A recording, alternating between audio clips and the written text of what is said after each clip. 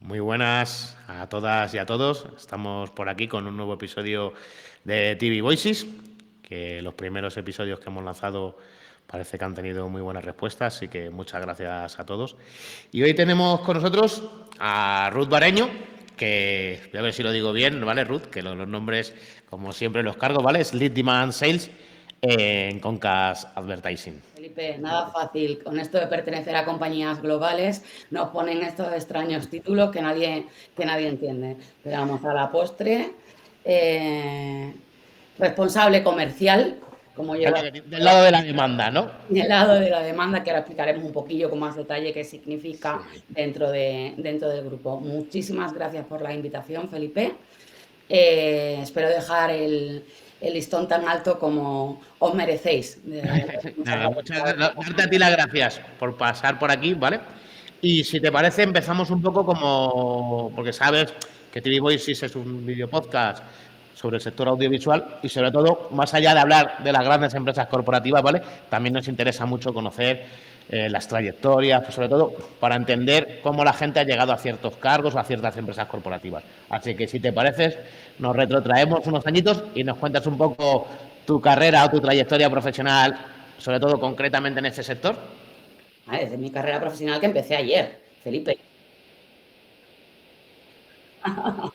Pues mi carrera profesional empieza ya hace unos añitos, en el año 2000. Yo soy extremeña, mi familia materna es extremeña, así que estudié económicas allí, en la Universidad de Extremadura, Badajoz concretamente, y tras un año intentando buscar trabajo en mi tierra, pues no hubo suerte. Así que decidí probar fortuna en Madrid, con la ventaja de que mi familia paterna es madrileña, jugaba también un poco en casa.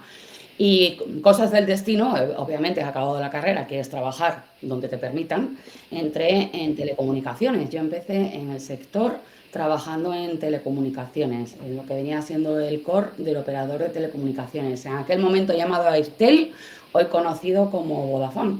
Y siempre digo que la publicidad me descubrió a mí y no yo a ella, porque poco a poco evolucioné dentro del sector a la comercialización de mensajería. Envía un SMS con la palabra y SMS push. Y dejamos de vender y dejé de vender robustez, dobles espejos, los términos asociados a telecomunicaciones, porque nuestro interlocutor o comprador pues era el director de marketing y empezamos a trabajar la publicidad en el móvil en sus orígenes, que estaba relacionada con la mensajería.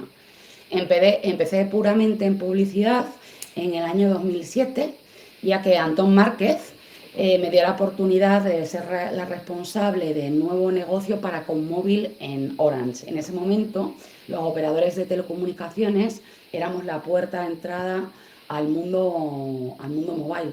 Y poco a poco fui evolucionando. Sí es cierto que si soy una persona reconocida en el sector es gracias a que fui una de las primeras personas que dijo algo sobre el móvil allí en el año 2007, cuando éramos 4 locos, pero con mucho ímpetu, y he ido evolucionando a medida que ha ido evolucionando el sector. El móvil ya se integra como una de las patas de los medios digitales, así que voy evolucionando, pasando por compañías de data, multidispositivo, programática, hasta llegar a mi posición actual en Concast Advertising, antes conocido como Freewheel en España. Pero un poco por dar contexto a la gente, porque Concast Corporation es una empresa corporativa muy grande de Estados Unidos que entre sus propiedades tiene broadcasters tan importantes como NBC Universal, Sky, los estudios cinematográficos Universal Studios, DreamWorks, servicios de streaming como Pico, que un poco para el que no lo conozca, porque en España y en Europa creo que no está, pero es un servicio de suscripción. Luego también existe Sumo, que sería un servicio gratuito, Fast. Tiene varias empresas de telecomunicaciones muy grandes y muy potentes en Estados Unidos, y servicios y productos de publicidad como lo has mencionado, Comcast Advertising, Freewill, Universal Ads, que se ha lanzado realmente hace muy poquito, sobre todo con la intención de facilitar el acceso a la publicidad, no a los grandes anunciantes que llaman a través de agencias, sino lo que sería SMB o lo que conocemos vulgarmente o más comúnmente como pymes, ¿no? ¿Cuáles son las diferencias o características, o a lo mejor no existen diferencias y todo se está fusionando en ese Comcast Advertising?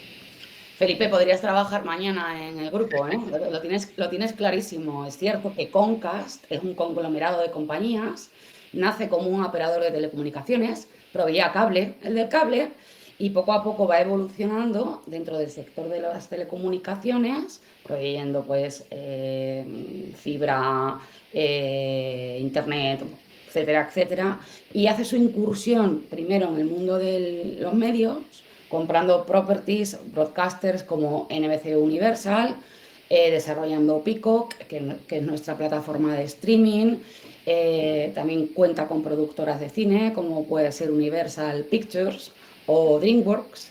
Y bueno, para intentar un poco poner orden dentro de las diferentes líneas de negocio de la compañía, a principios de este año, más o menos en abril, la compañía decidió aglutinar toda su línea de negocio de publicidad bajo la marca Comcast Advertising. Y hay tres grandes empresas dentro de esta línea de negocio, lo que llamamos Comcast Advertising Media Solutions, a la que yo pertenezco, Freewill, que es un SSP y un ad server enfocado como tecnología a dar servicio a los publishers, y Universal Ads es una nueva iniciativa que nace en Estados Unidos. Ahora es cierto que hace muy poco se ha lanzado nota de prensa para el mercado de UK, para el mercado inglés, que lo que pretende bajo tecnología de Freewill es dar acceso a anunciantes pequeños, medianos, a través de una herramienta de self-service en la que pueden acceder a inventario de televisión conectada de los grandes broadcasters o plataformas de streaming. Es un poco una forma de dar esa puerta de acceso a clientes. ¿Cuándo crees, si está previsto esta extensión al resto de Europa, es decir, en España, podremos tener acceso a este Universal Ads en algún momento? No puedo dar fechas exactas, lógicamente. Son mercados muy diferentes en su composición, o por supuesto ya no en volúmenes de audiencia, nada tiene que ver Estados Unidos, que es un continente, con el mercado inglés o el mercado español. Es decir, tecnológicamente la solución desarrollada por Freewill es la misma, pero los publishers, broadcasters, anunciantes e incluso metodología debe ser diferente.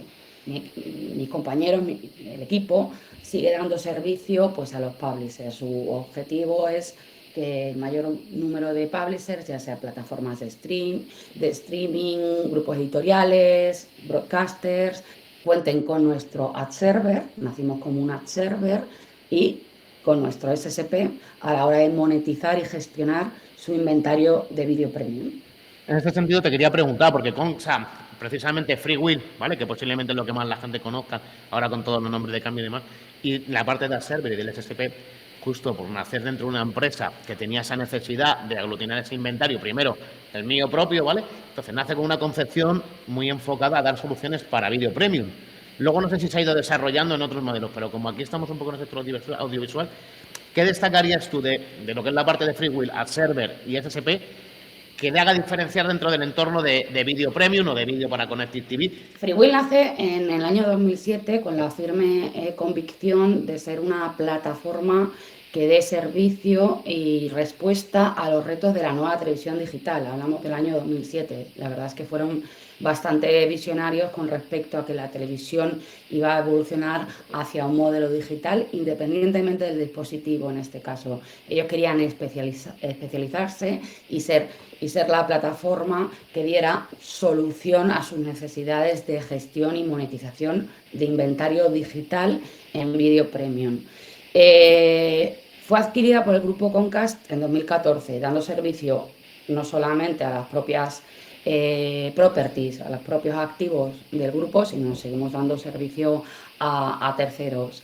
a medida que el mercado ha ido evolucionando, nacieron como un ad server o nacimos como un ad server y luego a medida que el mercado se desarrolla, empieza la programática, somos un SSP, ahora Frequency es una plataforma end-to-end, una plataforma que quiere prestar servicio, aunque hablaremos un poco más tarde sobre este tema a toda la cadena de valor, es decir, proveer del mejor inventario de vídeo digital a la demanda, a agencias y anunciantes y a su vez dar las mejores herramientas para la monetización y gestión del inventario a los generadores de este vídeo digital premium. Un poco hilando con lo que decías anteriormente de tus inicios o cómo llegas al mundo del marketing a través de Airtel y luego de Orange, tú viviste el boom de la publicidad en dispositivos móviles o en device mobile. Y ahora, que yo no sé si estamos en el boom o ya, yo creo que ya el boom este ya lo hemos pasado y ahora mismo hay un periodo de asentamiento ya de Connected TV. ¿Qué similitudes y diferencias ves entre el mundo o el entorno mobile cuando nace y el entorno de televisión conectada ahora que está asentándose? Las similitudes muchas. A veces tengo la sensación de bienvenidos al día de la marmota, ¿no? La principal es que más que dispositivos, ambos son ecosistemas. Comparten una cadena de valor compleja, conformada por actores muy diferentes entre sí.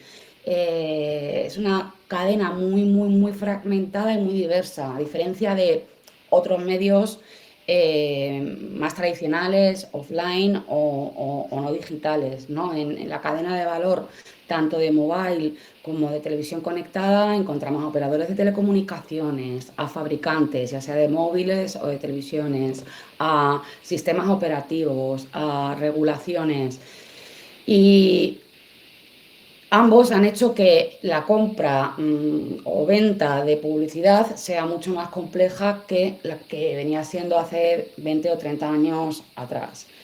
Diferencias. La evolución del móvil fue un camino de piedras. En un principio, hablo aquí del año 2007-2008, cuando se lanza iPhone. iPhone entra en España en 2008. Los cuatro locos del mobile pensábamos que el móvil era el medio perfecto para los profesionales de los medios. Era un móvil 24/7, que lo teníamos en la mano, personal, que ya tenía su alcance gracias a los smartphones, que te permitían una serie de licencias en las que no voy a entrar, que no te permitían los Sí, la ordenadores. personalización de saber que llegaba. Exacto, pero sobre todo que era un medio personal y 24/7, es la extensión de nuestra palma, palma de la mano. ¿Qué sucedía? Que creativamente hablando estábamos muy limitados. Podíamos hacer banners, display y enviar SMS. Y banner display con Creativamente, una calidad muy reducida. Nada de. más que reducida, es que no se pensaba en mobile, se pensaba un poco en ese formato para desktop y cuanto más grande, mejor. Frase muy manida del sector, pues el tamaño importa, ¿no? Creativamente, pues el móvil no era tan atractivo ni permitía las licencias creativas que permitían otros medios. A medida que evoluciona la tecnología, los dispositivos, nuestra capacidad de conexión, las plataformas, pues el móvil sí tiene unas licencias creativas que siguen siendo propias, es decir, la marca suele tener que adaptar su spot, su formato estrella, su formato concebido para la televisión lineal a móvil, ya sea para un consumo vertical, ya sea cortándolo en segundos, porque los tiempos de consumo en el móvil son muy altos, son muy recurrentes, pero cortos cada vez. Sin embargo, la televisión conectada está viviendo un momento dulce y una carrera mucho más rápida, porque al final sí tiene un hermano mayor, sí tiene un medio con el que compararse, que es la televisión lineal. El móvil salió de la nada, era un nuevo medio desde todas las perspectivas. La televisión conectada al final tiene su fiel reflejo, tiene su espejo en la televisión lineal y permite trabajar el formato estrella de la marca, el spot, las campañas de brand, y está conceptuado de una forma muy similar a la televisión lineal, por lo que, claro, es mucho más sencillo que el anunciante adopte la televisión conectada con una rapidez exponencial con respecto a lo que nos costó el móvil, ¿no? Un poco hilando con esto que dices, y yendo, por así decirlo, a lo que sería el ad break o la pausa, o por así, o para que la gente lo entienda, cuando tú estás viendo un contenido, que nos vamos a publicidad, ¿vale? En ese bloque de anuncios, ¿cómo se construye conceptualmente, ¿vale? La publicidad dentro del entorno de Connected TV, a diferencia de lo que, porque tú lo estabas explicando, en mobile o lo que sea, o sea, lanzar display es poner un banner en un playment, es decir, en un sitio que me facilita como ad server y como SSP, que me facilita un publisher, y yo sé que ahí me dice son unas medidas y demás. Esto, llevado a televisión, tengo que montar un bloque publicitario que no sé si te dice el publisher, oye, voy a meter cortes de 2 minutos, de 3, ¿eso cómo se construye? Un poco para que nos expliques. Vale, aquí no veo tanto la diferencia con respecto al dispositivo, sino a la ubicación del formato. Es decir, tú puedes tener un corte publicitario también en un entorno de mobile, incluso en un ordenador. Al final depende un poco de la tipología de consumo de contenidos. Normalmente, Sí, si pero, tú estás... por Sí, ejemplo, en video display, por lo general lo que se hacía siempre es un mid-roll, que un mid-roll solía ser un único anuncio. En televisión conectada lo que suele haber es una serie de mid-roll unidos consecutivamente, ¿no? exacto. Hay un bloque publicitario, como tradicionalmente lo conocíamos en la televisión lineal. Pero insisto, puede ser la televisión conectada en la gran pantalla o puede ser porque estemos disfrutando de una plataforma de streaming en un iPad, en un móvil o en un ordenador. Si es el concepto de que en un formato de display o en un video in banner, pues al final tienes ese formato aislado, ¿no? Es un único impacto y el formato cambia. Aquí realmente lo que son es distintos spots de distintas marcas, de distinta duración, y eso ha sido uno de los grandes retos de la televisión conectada durante años, en el que veíamos el mismo spot repetido, en el que las duraciones tenían que estar limitadas a un espacio X, ¿vale? Porque esto ha ido evolucionando, pero vamos, partiendo de los 30, que eran 30 y 20, que eran los estándares en televisión lineal. Eh, eh, lo que nos ha permitido la evolución, ¿vale?, en los protocolos de comunicación de la televisión conectada, en ese bloque publicitario, y es gracias al ORTB 2.6, desarrollado obviamente por la IAB, es que el publisher nos envíe en cuánto es la duración de su corte publicitario, qué duraciones admite y qué posición ocupa ese spot. Dentro del inventario, por ejemplo, vamos a poner un ejemplo más sencillo, pues yo comunico que tengo en mi AdPod, en mi bloque publicitario, 1 minuto, por lo que puedo lanzar, por ejemplo, 3 spots de 20 segundos. Esto forma parte del protocolo de comunicación, es decir, el comprador va a poder ver, evidentemente, si el publisher lo envía en la señal, qué posición ocupa el spot, cuánta duración tiene su AdPod y qué va a permitir comprar. O sea, es protocolo de comunicación entre plataformas. Lo que permite FreeWheel es la inteligencia dentro del inventario del anunciante de que en el mismo AdPop no se repita el spot, no se repita el anunciante, no aparezca un anunciante de la competencia.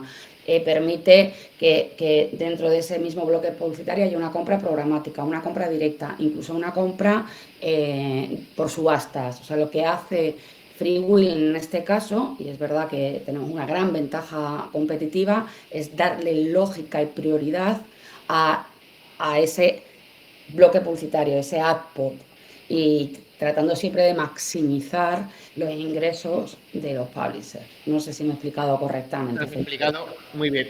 Y un poco comentabas ahora hablando de dependiendo de la información que el publisher envía, y esto ya te he escuchado también hablar a ti un poco de la importancia de esa transparencia en cuanto a la información, o sea, hablando un poco sencillamente para que todo el mundo me entienda, la información que el publisher envía al SSP o al DSP, ¿vale? ¿A qué te refieres con esa transparencia y esta información? ¿Qué es lo que tiene que, cuál es la validez de esa información que tiene que dar? Transparencia En contexto, hay que entender que la televisión conectada es un ecosistema muy joven, es decir, la televisión conectada desde una perspectiva de audiencias se lleva desarrollando 10 años, pero publicitariamente hablando es que no tiene ni 5. Cuando hablamos de transparencia hablamos de unificación, hablamos de gestión y hablamos de medición de ese inventario de televisión conectada. Cuando hablamos de unificación es poner ese inventario no en una misma y única plataforma, sino que hacer que las condiciones para que ese inventario sea accesible, gestionable y visible para cualquier comprador, independientemente del origen de ese inventario o del entorno técnico, entre otras, de otras formas que las diferentes tecnologías se entiendan entre sí, que hay una estandarización de los protocolos de comunicación y también, por supuesto, importante, es algo que siempre vemos en el sector, la estandarización de formatos. Al ser un medio muy joven, se incorporan frecuentemente nuevos formatos publicitarios y necesitamos que estos formatos también estén estandarizados. Con respecto a la gestión de inventario, que también conlleva esa transparencia, simplemente una mejor clasificación de ese inventario con respecto a la categorización del contenido, al contexto de contenido en el que está saliendo nuestro spot, ya que hay determinados contenidos más atractivos para determinadas marcas. No solo el contexto, Ruth, sino la información, claro. O sea, y una cosa que escucho mucho a los compradores hoy en día es decir, me gustaría saber en qué programas, o sea, sé que estoy en este entorno, pero quiero saber en qué programa he salido y no tengo esa capacidad. Y eso no debe ser tan difícil de conseguir, entiendo. Técnicamente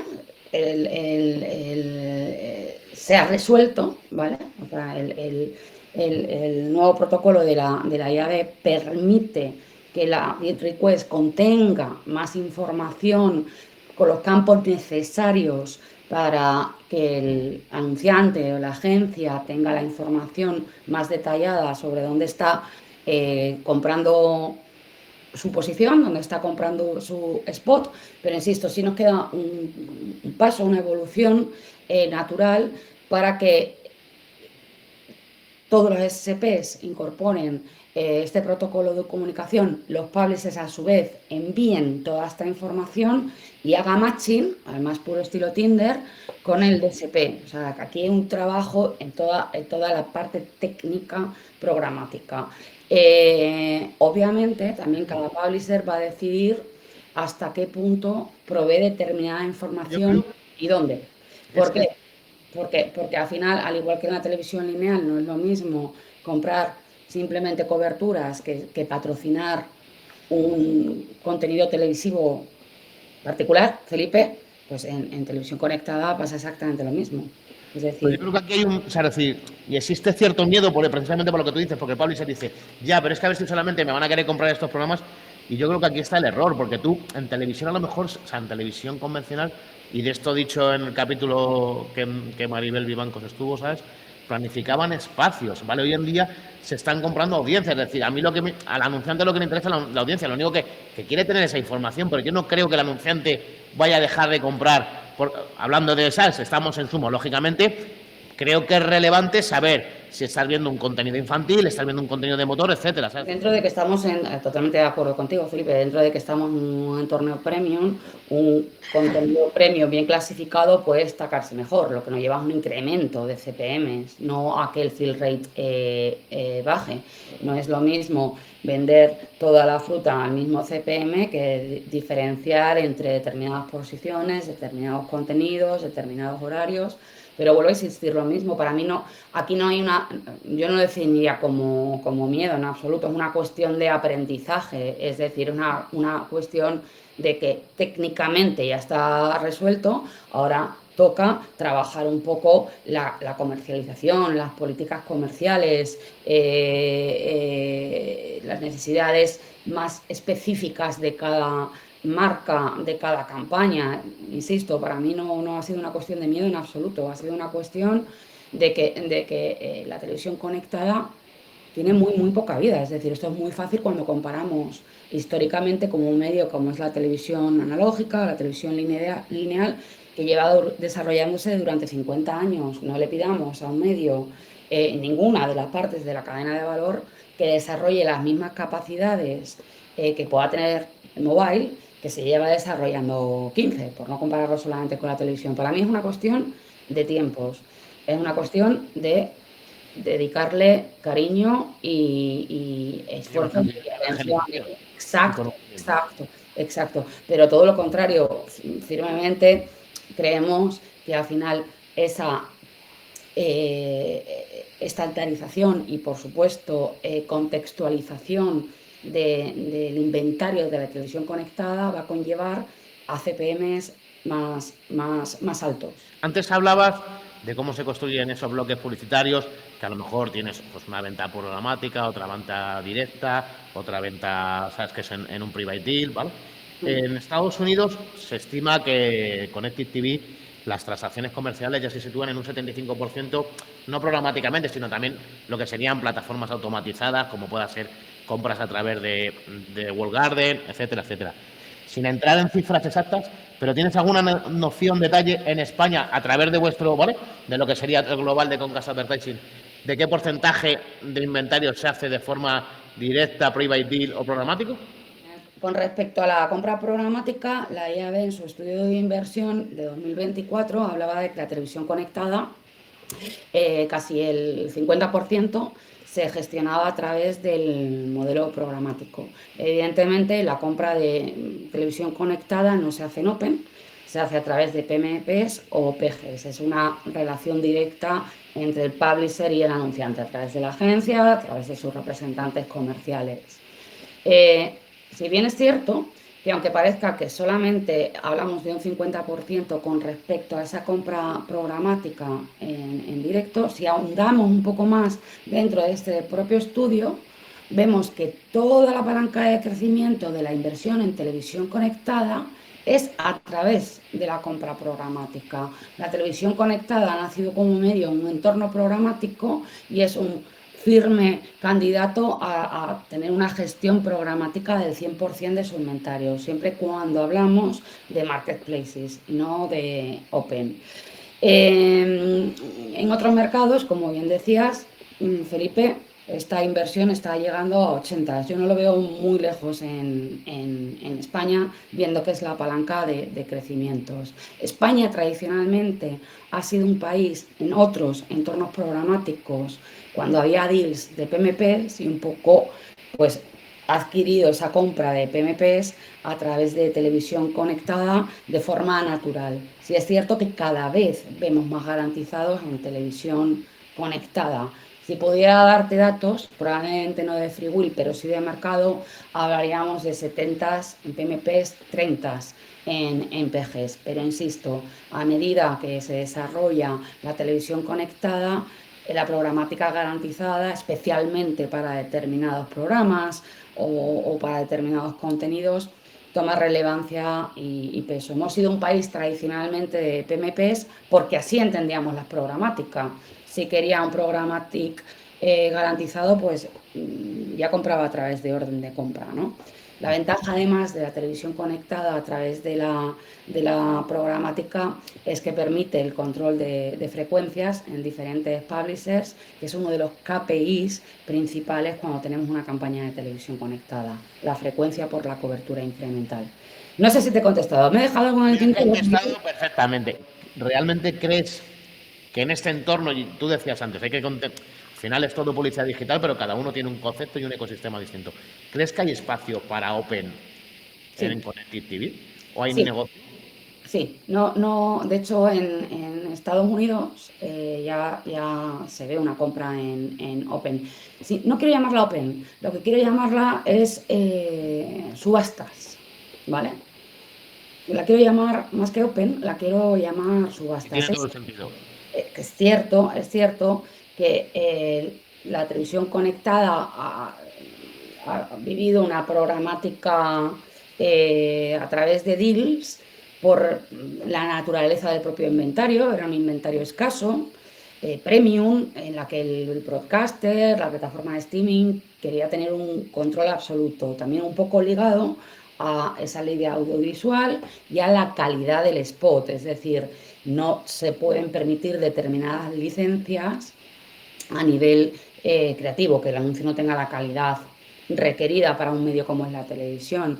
Y era una forma también de controlar la marca y la experiencia, ¿no? Y al final la televisión conectada a través de esa programática de deals, pues permitía una transparencia y una confianza entre la cadena de valor, ¿no? Entre el comprador y el vendedor. Y se ha asociado de alguna forma que al final el mercado de deals es un mercado en el que CPM se mantiene.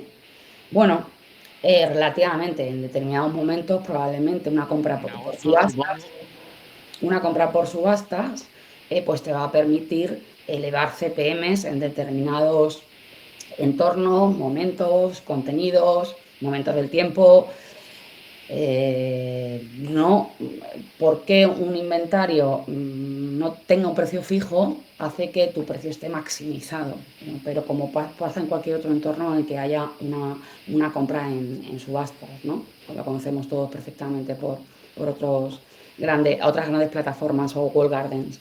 Así que yo creo que sí, que la CTV será, es que no la quiero llamar Open, de verdad que no, será de alguna forma subastada y también veremos incrementos de CPM. ¿Quién me paga mejor por la Super Bowl? Por no hablar del mercado español, hablemos de un mercado o de lo que son los spots más caros del mundo, ¿no? En la Super Bowl americana.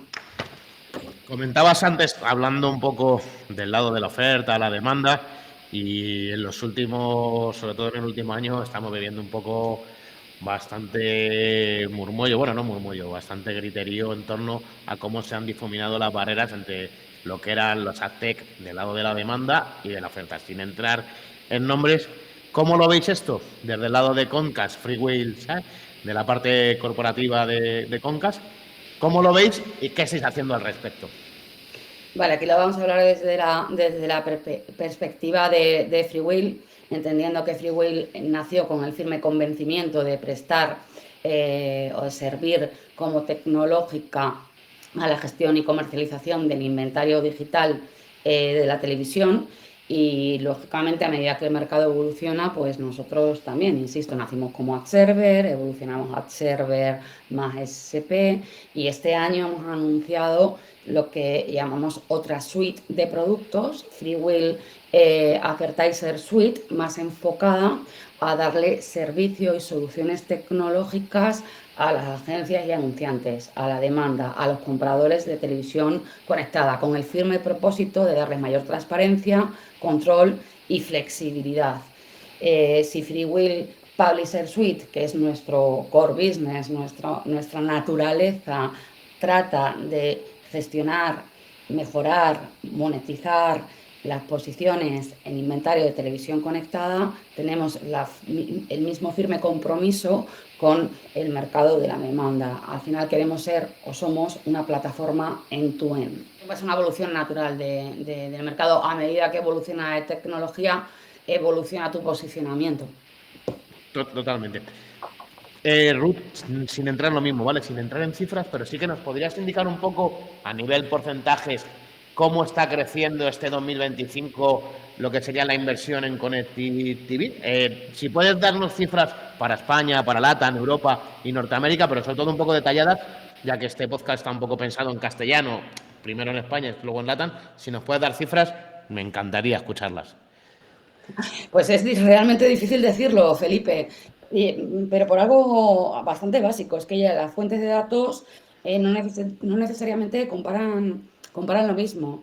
Lo sé. Y hay muchas metodologías y muchas definiciones. No para todos la televisión conectada es lo mismo. Lo que sí te puedo decir que Latinoamérica y España son palancas de crecimiento de la televisión conectada a nivel global. Vemos cifras de 2, e incluso en Latinoamérica, para con la programática, porcentajes de 3, ¿vale? Porcentajes de 3. En Estados Unidos los crecimientos aproximadamente se estiman entre un 15 y un 20, muy, Porque es muy, un mercado muy maduro.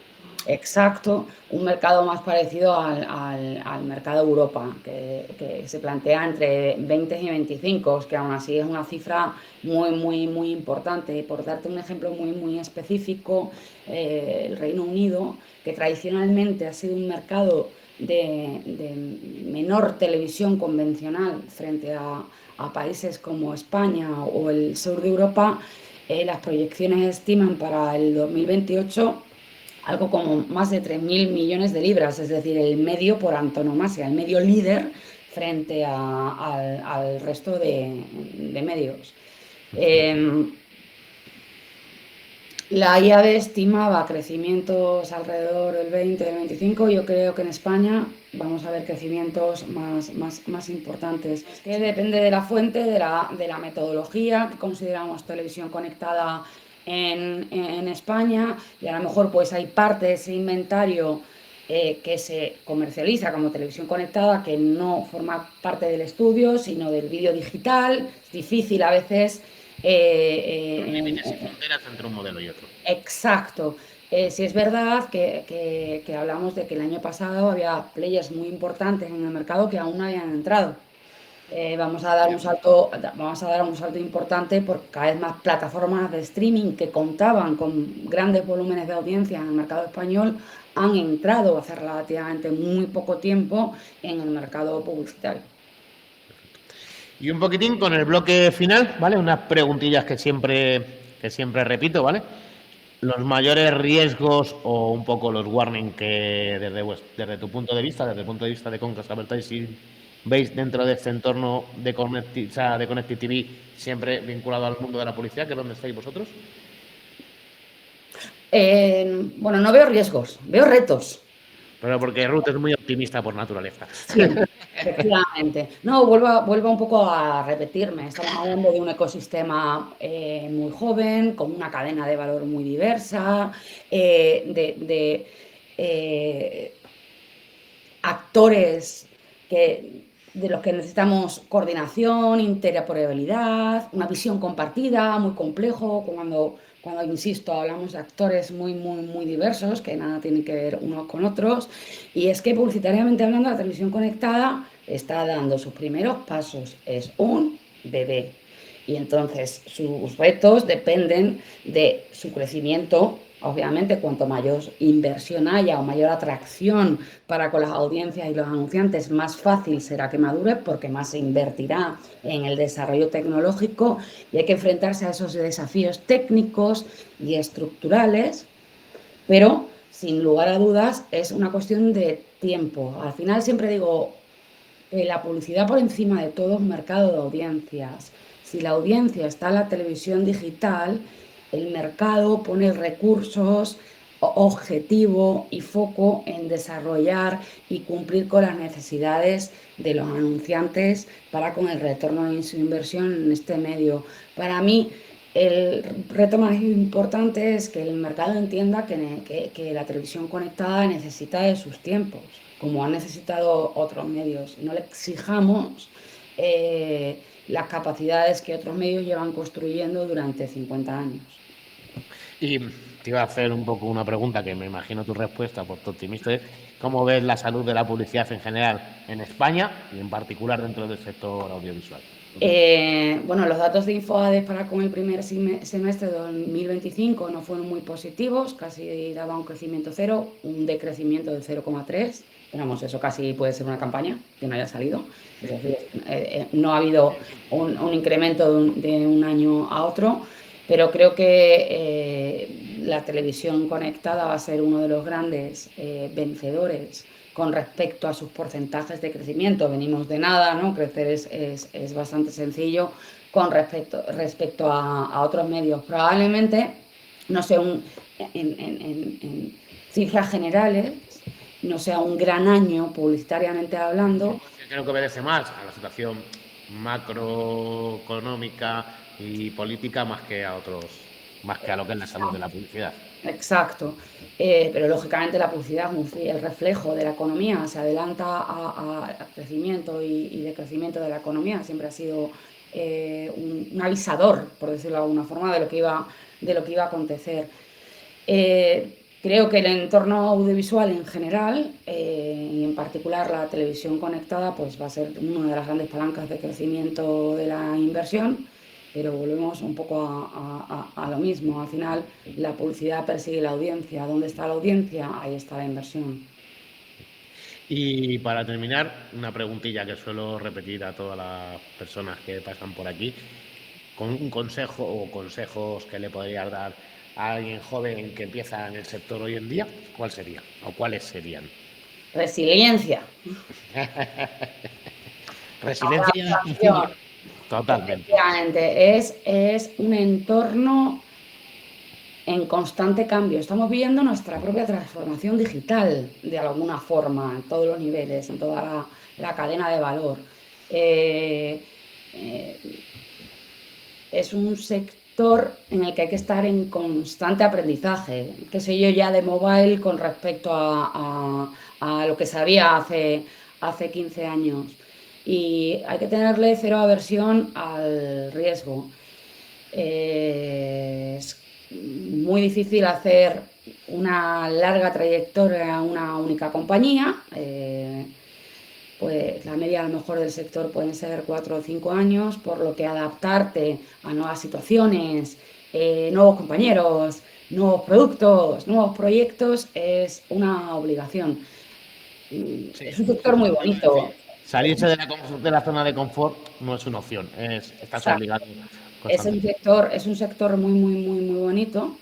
eh, pero es verdad que si lo tuyo es el sota caballo rey, creo que no es el sector actualmente en el que se debe estar. Con la ventaja de que el grupo de profesionales que conforman el sector publicitario es maravilloso. Somos un gran pueblo y cariñoso, cercano, siempre dispuesto a ayudar. Somos como una familia que ha crecido en la adversidad de los cambios estructurales que han acontecido en el sector y que siguen aconteciendo.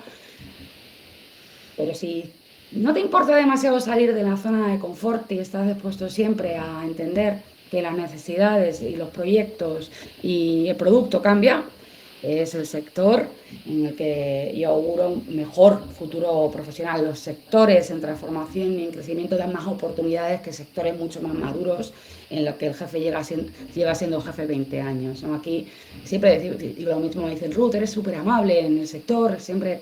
Digo, bueno, vosotros a lo mejor pensáis porque yo soy una gran persona o porque yo soy maravillosa, a lo mejor es puro egoísmo, porque mañana mi becario puede ser mi jefe. Y yo que lo vea, quiero decirte, las posibilidades de crecimiento son infinitos siempre que cuentes un poco con ese arrojo de salir de la zona de confort, no tener demasiados miedos, ser valiente y entender que una compañía hoy líder, mañana en el mercado ya no tiene nada que decir. Pues con estas palabras de optimismo y en el fondo, por definirlo de alguna forma, bonitas, ¿vale? Pero Ruth es así de siempre, por eso me quería que pasara por aquí, ¿vale? Para insuflar esta parte tan positiva. Agradecerte mucho el que hayas decidido pasar por aquí, echar un ratillo, Ruth, y que nos seguimos viendo en el sector audiovisual. Así A que un vosotros, placer. de verdad. Muchísimas gracias. Ha sido un honor, lo sabes, cuando hablamos la primera vez, como una niña con zapatos nuevos, como el día que me contrataron en Concast Advertising. Muchas gracias a ti por darme voz. Espero haber aportado un granito de arena. Ya vosotras y a vosotros, pues os vemos en los siguientes episodios. Así que nos vemos pronto.